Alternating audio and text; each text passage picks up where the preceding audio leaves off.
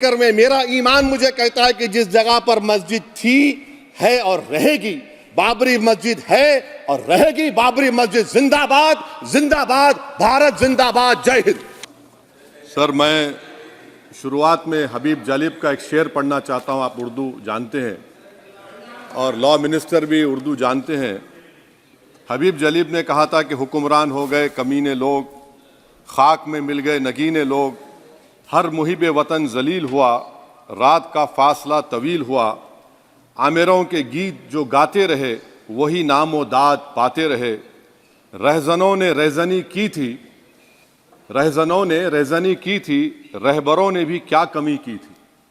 Sir, मैं अभी सुन रहा था हमारे शिंदे ग्रुप के शिवसेना के पार्टी लीडर अपनी तकरीर कह रहे थे, कहा कि 6 दिसंबर में जब बाबरी मस्जिद को शहीद किया जा रहा था तो उस वक्त के वजीर आज़म नरसिम्हा राव पूजा कर रहे थे, आप ही ने कहा, और कहा कि वो डिस्टर्ब नहीं करना।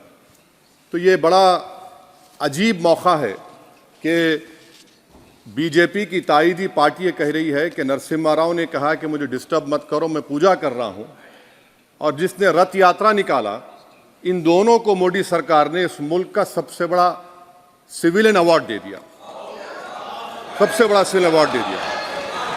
तो ये बताता है कि इंसाफ जिंदा है या जुल्म को बरकरार रखा जा रहा है।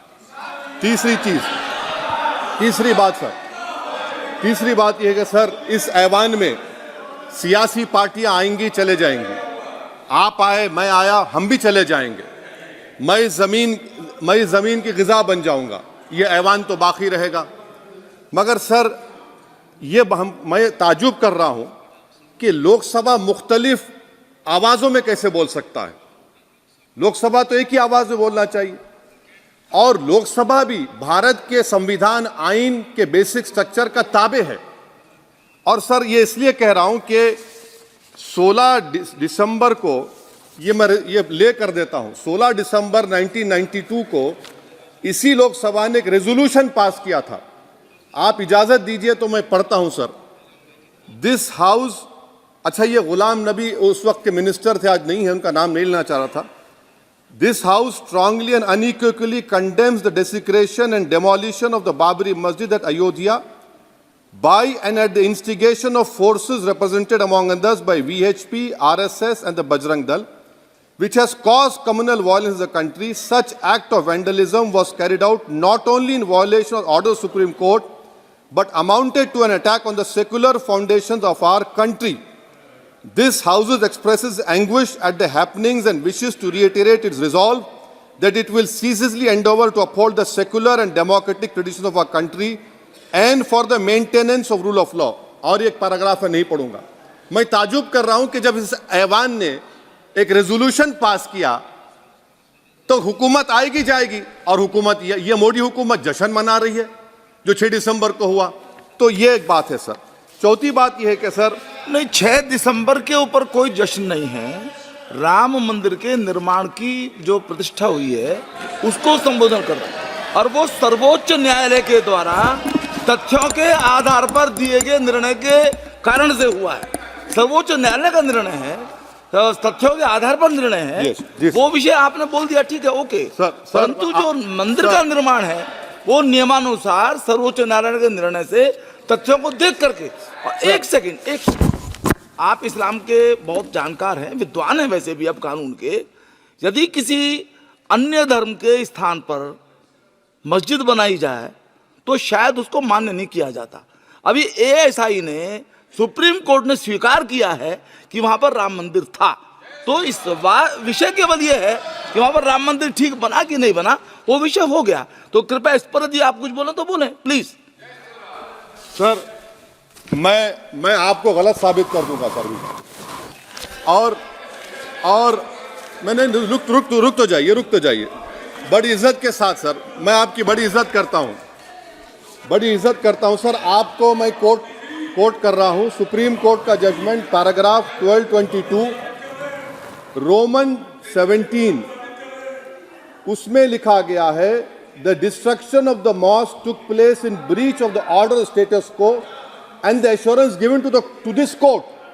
The destruction of the mosque and obliteration of Islamic structure was an egregious violation of the rule of law. Egregious का मतलब जो छोटी मोटी अंग्रेजी में आती है वो क्रिमिनल एक्ट कहा. और सर आपने कहा था कि वहां पर मंदिर को तोड़कर बनाया गया. सर मैं आपके सामने ये तमाम चीजें लेकर दूंगा. सुप्रीम कोर्ट के जजमेंट के पैराग्राफ्स हैं जिसमें सुप्रीम कोर्ट ने एएसआई की रिपोर्ट को नकारा. उन्होंने कहा कि मंदिर को तोड़कर मस्जिद नहीं बनाई गई थी. सुप्रीम कोर्ट ने कहा, ये सुप्रीम कोर्ट ने कहा. अब और मैं रख दूंगा, आप पढ़ लीजिए, आप पढ़ लीजिए. अच्छा सर मैं अपनी तकरीर पर आ जाता हूं. मैं अपनी तकरीर पर आ जाता हूं सर. तो मैं अपनी बात कर देता हूं सर. तो मैं ये पूछना चाह रहा हूं कि क्या मोदी सरकार एक समुदाय, एक मजहब की सरकार है या पूरे देश के मजाहिब को मानने वालों की सरकार है? जिसको नहीं मानते उनकी सरकार है. हमको बता दीजिए, क्या मोदी सरकार सिर्फ एक फिक्र और नजरिया हिंदुत्व की सरकार है?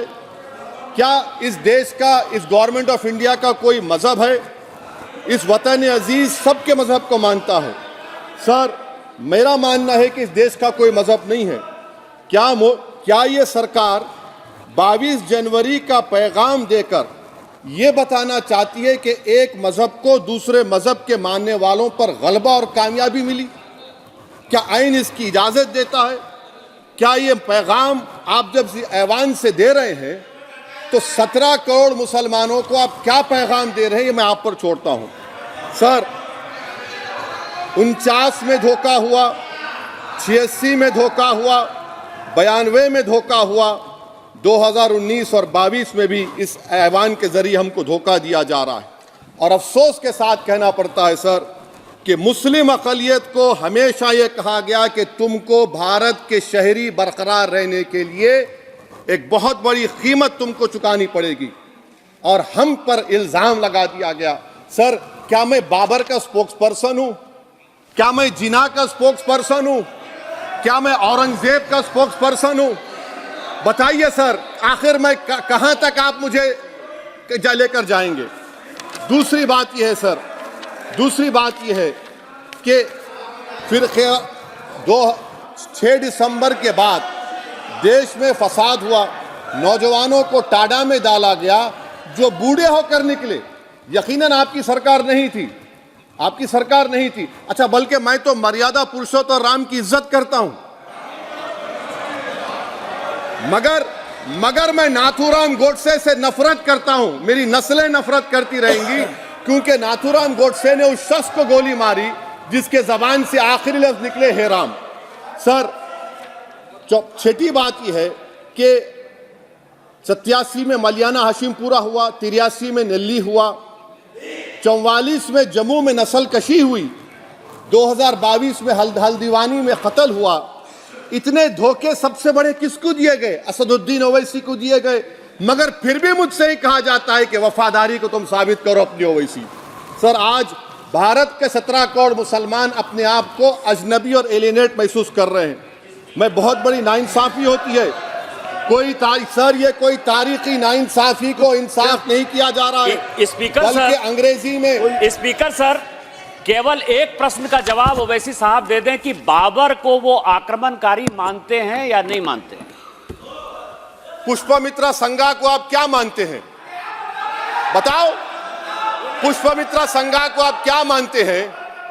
जम्मू के वो, कश्मीर के वो राजा को क्या मानते हैं जिसके पास एक फौज थी मंदिरों को तोड़ने के लिए? आप क्या मानते हैं? यही तो मैं कह रहा हूं कि निशिकांत दुबे 47 में आजादी मिली, असदुद्दीन ओवैसी से बाबर की बात पूछ रहे हैं. तुम गांधी की बात पूछते, तुम बोस की बात पूछते, तुम जलियांवाला बाग की बात पूछते, तुम काला पानी में जो मुसलमान शहीद हो गए उनकी बात पूछते, मगर बाबर की बात पूछी जाती है. तो सर मैं आपको बता रहा था, खामखा डिस्टर्ब किए सर मुझे, मेरा वक्त ले लिए निशिकांत दुबे. सर मैं आपसे कह रहा था मोदी हुकूमत ये पैगाम दे रही है भारत के मुसलमानों को कि जान बचाना है या इंसाफ चाहते हो. मैं कह रहा हूं, मैं भीख नहीं मांगूंगा, मैं इस नंगी तासुब को कबूल नहीं करूंगा, मैं दूसरे दर्जे के शहरी के मौक़िफ़ को कबूल नहीं करूंगा, मैं अपनी शनाख्त को नहीं मिटने दूंगा। अब मैं झूठी और दिल फरेब बातों पर हरगिज भरोसा नहीं करूंगा। मैं वो काम नहीं करूंगा जो बीजेपी और नाम निहाद सेकुलर पार्टियां चाहती हैं। मैं वो काम करूंगा जो आपको पसंद नहीं है, संविधान के दायरे में रहकर। सर, कंक्लूजन में मैं आपको बताना चाहता हूं कि आज इस देश को किसकी जरूरत है। इस देश को अयोध्या में, तारीख शायद नहीं पढ़ते होंगे, मौलाना अमीर अली कौन थे, पुजारी बाबा रामचरण दास कौन थे, अयोध्या के पुजारी थे। दोनों ने मिलकर अंग्रेजों के खिलाफ जंग लड़ी थी और दोनों ने, अंग्रेजों ने इनको गिरफ्तार किया और एक पेड़ पर मौलाना अमीर अली को और पुजारी रामचरण दास को फांसी दे दी गई। देश को इनकी जरूरत है। देश को शंभू प्रसाद, अचन खां, ये राजा देवी बख्श सिंह के फौज में थे, अंग्रेजों से मुकाबला किया, मुसलमान की लाश को जला दिया गया और शंभू प्रसाद को दफना दिया गया। इस देश को यह जरूरत है, देश को बाबा मोदी की जरूरत नहीं है। आज भारत को अयोध्या के मौलाना अमीर अली और रामचरण दास, अचन खान, शंभू खान की जरूरत है। सर, मैं अभी सुन रहा था ये नाम निहाद सेकुलर पार्टियों के बयानात को। क्या होता है सर, मैं खत्म कर रहा हूं, क्या होता है सर, जब काजी साहब गवाहों को लेकर दुल्हन के पास जाते कि तुमको निकाह कबूल है, तो दुल्हन शर्मा के खामोश बैठ जाती। तो इनकी खामोशी रजामंदी की अलामत है। जी जी। तो सर, मैं खत्म करने से पहले यह बताना चाह रहा हूं कि जब वजीर आजम जवाब देंगे तो क्या वो भारत के 140 करोड़ जनता के लिए जवाब देंगे या फिर सिर्फ हिंदुत्व की फिक्र रखने वालों का जवाब, मैं खत्म कर जवाब देंगे। मैं ये देश, दुनिया, मुसलमान देख रहा है। सर, मैं आपको यह भी बताना चाह रहा हूं, आखिर में कंक्लूड कर रहा हूं सर, 1 मिनट चाहिए, 1 मिनट चाहिए सर।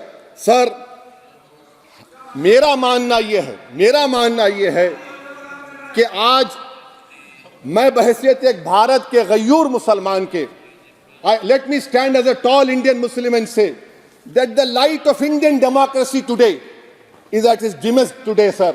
Sir, in conclusion, मेरी फिक्र में, मेरा ईमान मुझे कहता है कि जिस जगह पर मस्जिद थी, है और रहेगी, बाबरी मस्जिद है और रहेगी, बाबरी मस्जिद जिंदाबाद, जिंदाबाद, भारत जिंदाबाद, जय हिंद।